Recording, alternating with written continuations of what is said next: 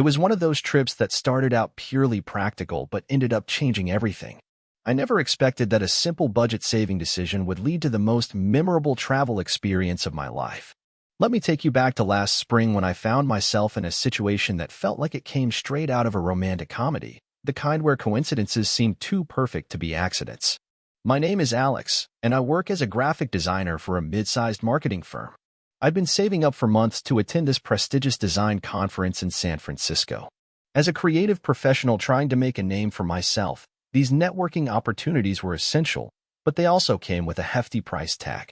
The conference fees alone had already stretched my budget thin, and the hotel costs in San Francisco were, to put it mildly, astronomical. That's when Jamie entered the picture. We worked in the same building but for different companies. Our paths would cross occasionally in the elevator or at the coffee shop across the street. Jamie was a web developer with an infectious laugh and the kind of eyes that made you forget what you were saying mid-sentence. We built up a casual friendship over the months, sharing complaints about office politics and recommendations for lunch spots. When I mentioned the conference during one of our coffee runs, Jamie's face lit up. I've been looking at that exact same conference, but the hotel prices are making me reconsider. It was one of those moments where the universe seems to align perfectly. We both needed to be in the same city, at the same time, for the same event. The logical solution presented itself almost immediately. What if we split a hotel room? I suggested, trying to sound casual while my heart raced at the thought of sharing a space with someone I'd been secretly admiring for months. We could cut our accommodation costs in half. The practical reasoning was sound, but I couldn't ignore the flutter of excitement at the prospect of spending more time with Jamie. Let me explain why this matters. Sharing a hotel room with someone reveals a side of them you don't see in casual interactions. It's intimate in a way that transcends the romantic. You see their morning routine, their little habits, how they organize their belongings. It's a crash course in compatibility. Jamie seemed to consider the proposal carefully. That actually makes a lot of sense. As long as there are 2 beds, I'm game if you are. The slight hesitation in Jamie's voice mirrored my own uncertainty. Were we crossing a boundary from professional acquaintances to something more personal? But the practical benefits outweighed any awkwardness, so we agreed to book a room together. The weeks leading up to the conference were filled with planning emails and text messages. We coordinated flight times, discussed conference schedules, and researched the hotel amenities. Each interaction deepened our connection, and I found myself looking forward to our conversations more than the conference itself. There was something about Jamie's thoughtfulness and attention to detail that made me feel both seen and respected. When the day finally arrived, we met at the airport, both carrying neatly packed carry-ons and expressions that mixed excitement with a hint of nervousness. The flight to San Francisco passed quickly as we shared our earbuds to watch a movie, laughing at the same parts and occasionally brushing hands when reaching for snacks. These small moments of connection felt significant, like we were building something neither of us had anticipated. The Bayview Hotel was an elegant mid-century building with a stunning lobby featuring marble floors and a massive chandelier. After the taxi ride from the airport, where we'd shared stories about our worst travel experiences, we approached the front desk together. The receptionist, a woman in her 50s with kind eyes and a knowing smile, greeted us warmly. "Reservation for Alex Chin and Jamie Taylor," I said, sliding my credit card across the marble counter. The receptionist typed our names into the system, her eyes darting between us with a subtle smile that suggested she was making assumptions about our relationship. Yes, I have your reservation right here. A room with a king bed for 5 nights, she said, her fingers moving efficiently across the keyboard. Jamie and I exchanged quick glances. Actually, we requested 2 queen beds, Jamie corrected politely. We're colleagues sharing a room for a conference. The receptionist's smile didn't falter. Let me check again. After a moment, she nodded. You're right. My apology for the confusion. I've updated your reservation to a room with 2 queen beds on the 15th floor. You'll have a lovely view of the bay. She processed our payment, explained the hotel amenities, and then handed over a single key card. Just one. I waited for her to produce a second one, but she simply moved on to explaining breakfast hours. Excuse me, I interrupted. Could we get a second key card, please? The receptionist looked genuinely surprised. Oh, of course. How absent-minded of me. She quickly programmed another card and handed it to Jamie. There you go. Enjoy your stay. As we walked toward the elevators, rolling our suitcases across the polished floor, Jamie leaned closer to me. Did you notice how she smirked when she accidentally gave us one key? I think she assumed we were a couple. I felt my cheeks warm slightly. Yeah, I caught that too. Subtle matchmaking from the hotel staff wasn't on my conference agenda. Jamie laughed, the sound echoing in the elevator as we ascended to our floor. Well, at least we got it sorted out. Though I have to admit, it would have been an interesting story, having to coordinate our comings and goings with a single key.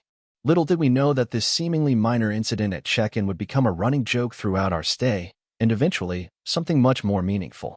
Our room was spacious and tastefully decorated in blues and grays, with large windows offering a panoramic view of San Francisco Bay. The two queen beds were separated by a nightstand, and a small sitting area with a desk completed the space. It was comfortable without being overly luxurious, perfect for our professional purpose. The first moments of settling in were a delicate dance of establishing boundaries. Which bed did each of us prefer? How would we share the bathroom? Who would use which drawers? These negotiations revealed our personalities in new ways. Jamie was organized but not rigid, thoughtful about my preferences while still expressing personal needs. I found myself appreciating this balance, so different from previous roommates who had either been too accommodating or completely self-centered. I usually take the bed closer to the window, Jamie said, but I'm also a light sleeper, so if you think you'll be coming in late from networking events, maybe I should take the one by the door? This consideration for my schedule touched me. I'm not much of a night owl at these events, I admitted. I get overwhelmed by too much socializing and usually retreat early. You take the window bed. These small exchanges built a foundation of mutual respect that made sharing the space surprisingly comfortable. The first evening, we ordered room service and spread our conference materials across our respective beds, discussing which sessions we planned to attend. Our interests overlapped in some areas but diverged in others, creating a perfect balance of shared experiences and independent exploration. The next morning brought our first real challenge. Jamie was in the shower when I realized I'd left my conference badge in the room. I had stepped out early to grab coffee from a cafe I'd researched, wanting to surprise Jamie with a proper latte rather than the standard hotel offering. But without the badge, I couldn't enter the conference center. I knocked on our door, hoping Jamie might be out of the shower, but there was no answer. After waiting several minutes, I reluctantly went to the front desk to request access to my room. The same receptionist from check-in was there, and her knowing smile returned when I explained my situation. Locked yourself out while your partner is getting ready? Happens all the time, she said, programming a temporary key. Young love can be distracting. I didn't correct her assumption this time, simply thanking her for the key. When I returned to the room, Jamie was dressed and frantically searching for something. Lost my phone, Jamie explained, lifting pillows and checking under the beds. I was about to go down to the front desk to see if they could call it. I pulled out my phone. Let me call it for you. The cheerful ringtone sounded from beneath Jamie's conference folder on the desk. Our eyes met, and we both burst into laughter at the absurdity of our morning chaos. We need a better system, Jamie said, grabbing the phone. Maybe we should have kept that single key after all and just coordinated better. That comment sparked an idea that would change the trajectory of our trip. What if we did? I suggested. Not literally share one key, but check in with each other throughout the day. We could text when we're heading back to the room, meet up for lunch between sessions, that sort of thing. Jamie considered this for a moment, then nodded. I'd like that. It would be nice to have someone to process the conference content with throughout the day. And so began our routine. We'd start each morning comparing schedules over breakfast, separate for our respective sessions, text updates and interesting insights throughout the day, meet for lunch when possible, and reconvene in the evening to share our experiences. This rhythm created a sense of partnership that transcended our original practical arrangement. On the third day of the conference, a heavy rainstorm hit San Francisco. I had forgotten my umbrella, and by the time I made it back to the hotel in the evening, I was soaked through and shivering. Jamie had returned earlier and opened the door to find me dripping on the hallway carpet. You're completely drenched, Jamie exclaimed, pulling me into the room and immediately heading to the bathroom to grab towels. Here, dry off before you catch a cold. I'll order some hot tea from room service. The care in this gesture warmed me more than the towels. As I changed into dry clothes, Jamie arranged the desk as a makeshift dining area, complete with the chocolate truffles we'd received as a welcome gift but hadn't yet touched. We spent that evening skipping the networking event, instead ordering comfort food and talking for hours about everything except the conference, our childhoods, dreams for the future, past relationships, favorite books. I had a serious relationship in last year, Jamie confessed as we shared a slice of chocolate cake. They couldn't understand why my work was so important to me. Said I was married to my laptop. I nodded in understanding. That's always been my struggle too. Finding someone who respects the creative process and understands that sometimes I need to disappear into my work for hours. Exactly. Jamie's eyes lit up with recognition. It's not about choosing work over the person. It's about needing a partner who understands that passion for what you do is part of who you are. In that moment, something shifted between us. The conversation had moved from friendly to intimate, revealing vulnerabilities and shared values. I found myself noticing details I'd overlooked before, the way Jamie's eyes crinkled slightly at the corners when smiling, the thoughtful pause before answering difficult questions, the gentle way Jamie tucked hair behind one ear when feeling self-conscious. The next morning, we both seemed aware of this subtle change. There was a new awareness in our interactions, a carefulness that felt both exciting and fragile. As we prepared for the day's sessions, our movements around the room were more coordinated, like a dance we were learning together. There's a reception at the Museum of Modern Art tonight, Jamie mentioned as we were leaving. It's optional, but I was thinking of going. Would you want to join me? The question felt weighted with possibility. I'd love to, I replied, my voice steadier than my heartbeat. The museum reception was magical. Set against the backdrop of contemporary art and the San Francisco skyline visible through massive windows, the event felt removed from the professional networking of the conference. We sipped wine and discussed the exhibits, gradually drifting away from the conference attendees to explore the galleries together. Standing before a particularly moving installation of light and shadow, Jamie turned to me. I'm really glad we decided to share a room. This week would have been completely different otherwise. Better different? I asked, suddenly nervous about the answer. Jamie's hand found mine in the dim gallery lighting. Infinitely better. The touch sent electricity through me, confirming what I had been increasingly suspecting.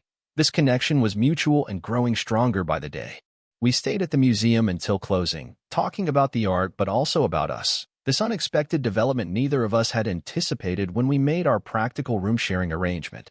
Walking back to the hotel, the city lights reflecting in puddles from the earlier rain, we moved closer together. Our shoulders brushed, then our hands found each other again, fingers intertwining with intention this time. No words were needed. The gesture spoke volumes. When we reached our room, there was a moment of uncertainty at the door.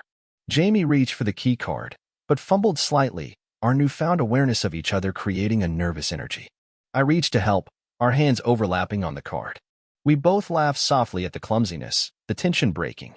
Inside the room, we stood facing each other in the entryway, the city lights creating a soft glow through the windows.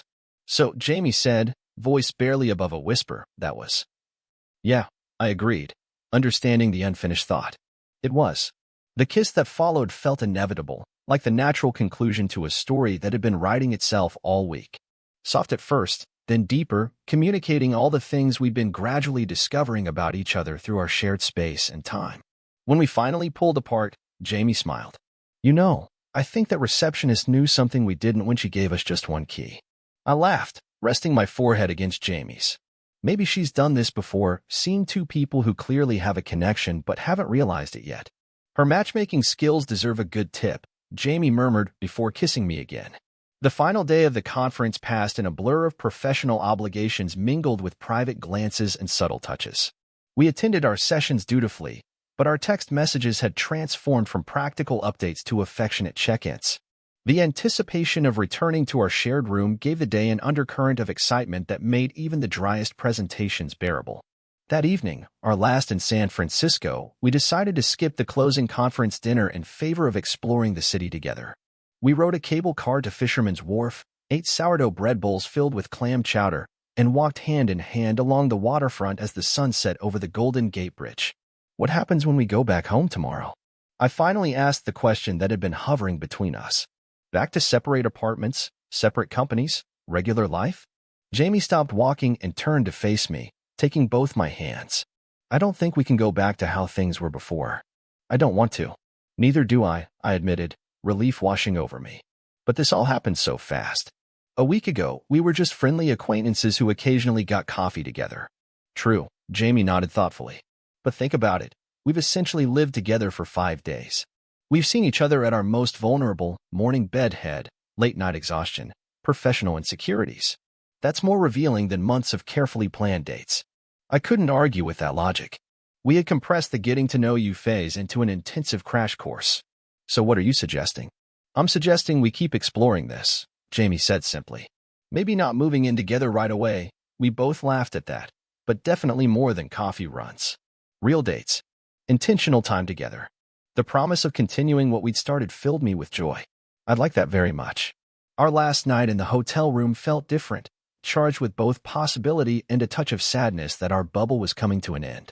We pushed the two queen beds together, creating one larger space where we talked late into the night about our hopes and fears for this unexpected relationship.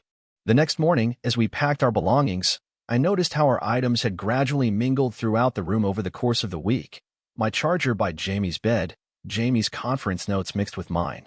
Our toiletries sharing the bathroom counter in comfortable coexistence. Checking out, we approached the front desk together, and I recognized our now familiar receptionist. As she processed our checkout, she smiled that knowing smile again. I hope you enjoyed your stay with us. We did, Jamie replied, giving my hand a squeeze. Very much so. Wonderful, she said, her eyes twinkling. And if I might say, you make a lovely couple. This time, neither of us corrected her. Instead, Jamie looked at me with warmth that made my heart skip. Yes, I think we do. As our taxi drove us to the airport, the San Francisco skyline receding behind us, I reflected on how a simple decision to save money had led to finding something priceless. What began as a practical arrangement had evolved into a promising beginning. You know, Jamie said, interrupting my thoughts, we never did figure out if that receptionist really did mix up our reservation or if she was playing matchmaker from the start. I laughed, leaning my head on Jamie's shoulder. Some mysteries are better left unsolved. But I'm grateful either way. 6 months later, Jamie and I are planning our next trip together, this time intentionally booking a room with just one bed. We still laugh about our accidental beginning, how a front desk mix-up, or perhaps a perceptive hotel employee's intuition catalyzed a connection that might otherwise have remained undiscovered. Sometimes the most meaningful journeys aren't about the destinations we plan to visit, but about who we find along the way. And sometimes, just sometimes, the universe conspires through small accidents to lead us exactly where we need to be. In our case, it was a hotel room with one key that unlocked possibilities neither of us had imagined when we set out to save a few dollars on accommodations. So if you're considering splitting a hotel room to save money on your next business trip, just remember, you might end up gaining something far more valuable than what you save. Sometimes the best adventures begin with practical decisions, and the most precious souvenirs are the connections we make along the way. Total_char_count, 18,623.